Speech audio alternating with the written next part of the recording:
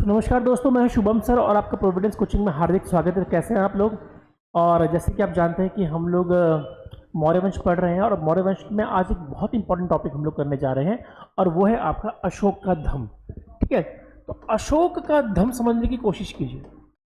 अशोक का धम, देखिए धम और धर्म में अंतर है। कई लोग धम को जो है धर्म मान लेते हैं। अशोक का धर्म है कि अशोक का धम है? तो अशोक का क्या है? धम है। तो यहां पर अशोक के धम की बात हो रही है।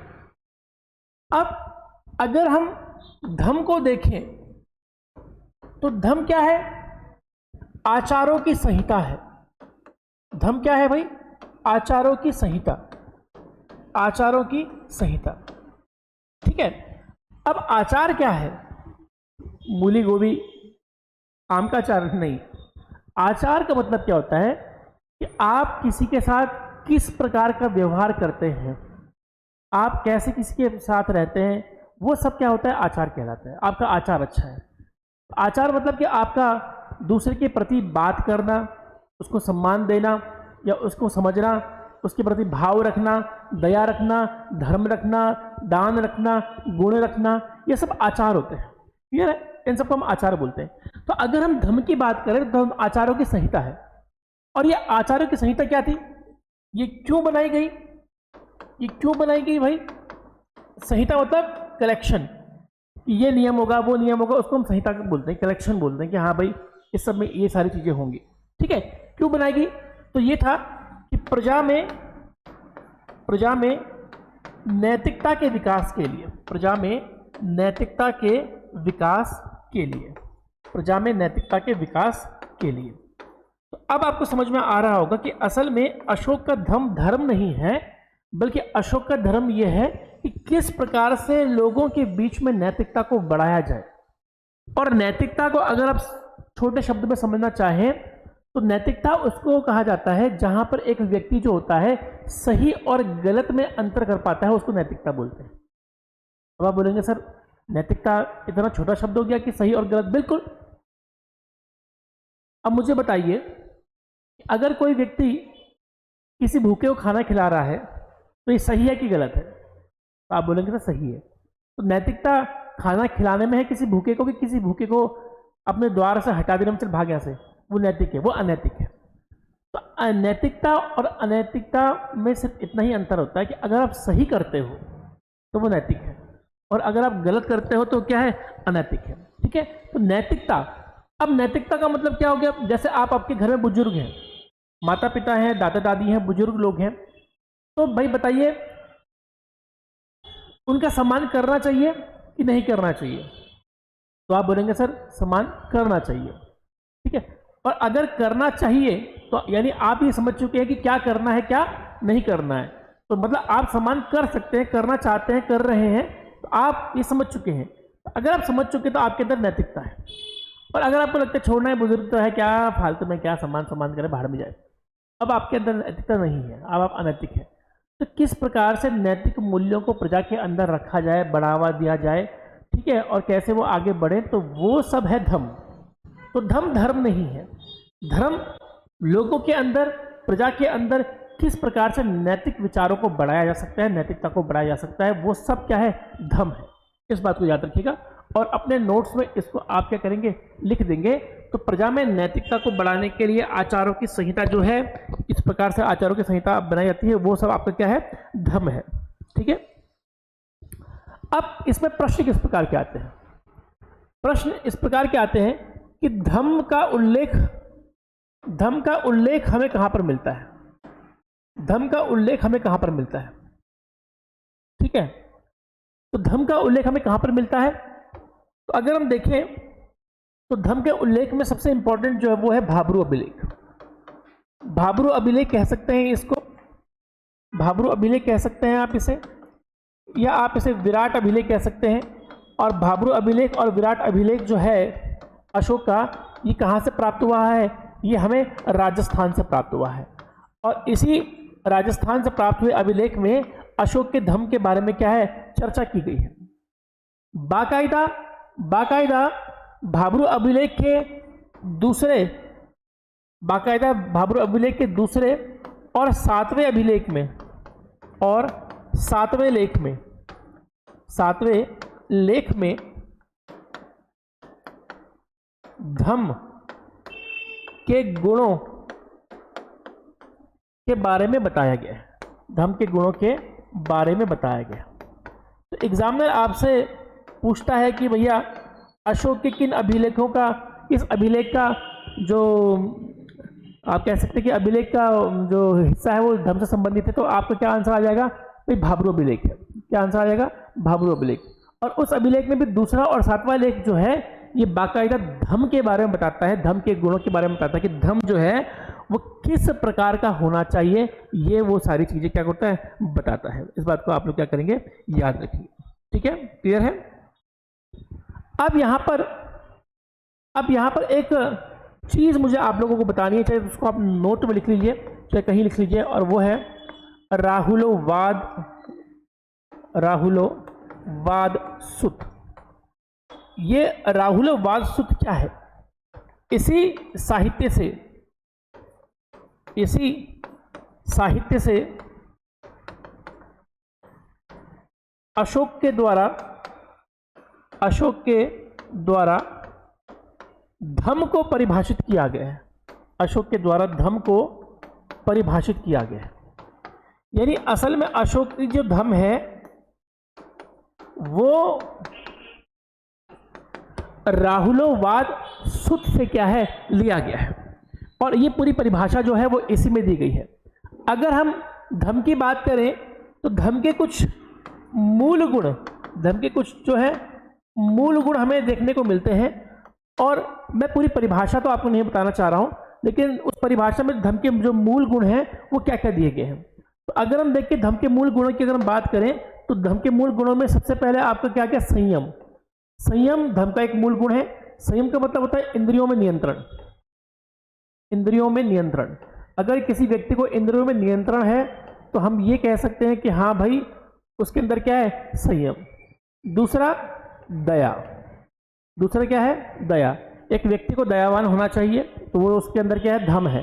तीसरा दया दान। एक व्यक्ति को जो है वो दान देना चाहिए तो उसके अंदर क्या है? आपकी नैतिकता है। ठीक है, दान। अच्छा, दान। और भाव शुद्धि सबसे इंपॉर्टेंट है। भाव शुद्धि। मान लीजिए कि आप किसी व्यक्ति के साथ रहते हैं और उस व्यक्ति के प्रति आपके भाव जो है वो गलत है, वो अच्छे नहीं हैं, तो आपके अंदर धम्म नहीं है। ठीक है। और अगर कोई व्यक्ति आपके लिए अच्छा रहता है तो उसके प्रति आपको हमेशा कृतज्ञता दर्शानी चाहिए।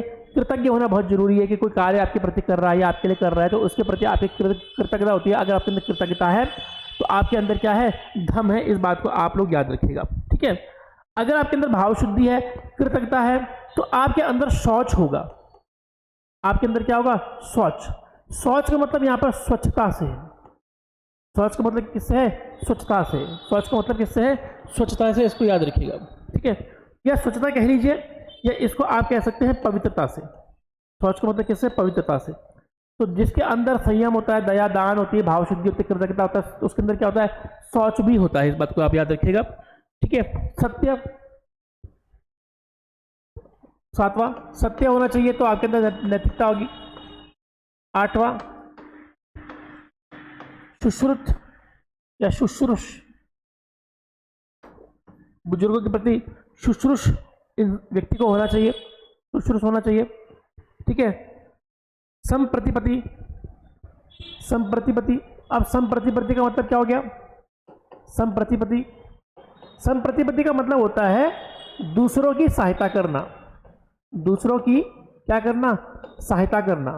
दूसरों की सहायता करना, इसको क्या बोलते हैं? संप्रतिपत्ति। लिखते भी रहिए आप लोग। ठीक है। संप्रतिपत्ति कहते हैं। क्लियर है। और अपिचित्ति। ये अपिचित्ति, अपिचित्ति,